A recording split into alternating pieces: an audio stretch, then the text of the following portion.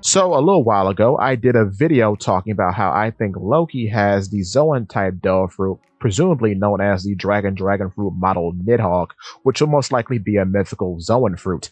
Now, with that being said, the Nidhogg in One Piece we have seen before due to the powers of the Dragon Fruit model Kirin, hailed by Remo Shifu Killingham, a holy knight, because one of the nightmare creatures actually is a Nidhogg, and the Nidhogg in One Piece looks like a Western style dragon. However, in the significant shots of which we see the Nidhogg, specifically in 1142 and beyond, it always has its tongue hanging out of its mouth. This is very interesting because it's very reminiscent of Dragon number 13, of which we see in Punk Hazard, specifically in chapter 656, in which we get our first full glimpse of the dragon, and it too has its tongue hanging out in the same fashion.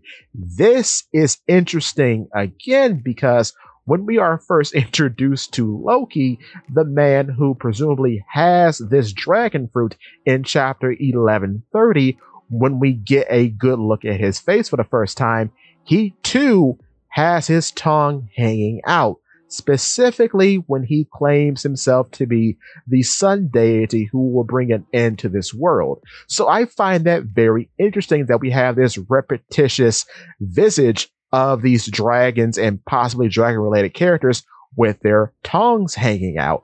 And I wonder, is that evidence to further prove that Loki indeed has the dragon fruit mythical model Nidhogg? Just something that's quite interesting that I want to bring up.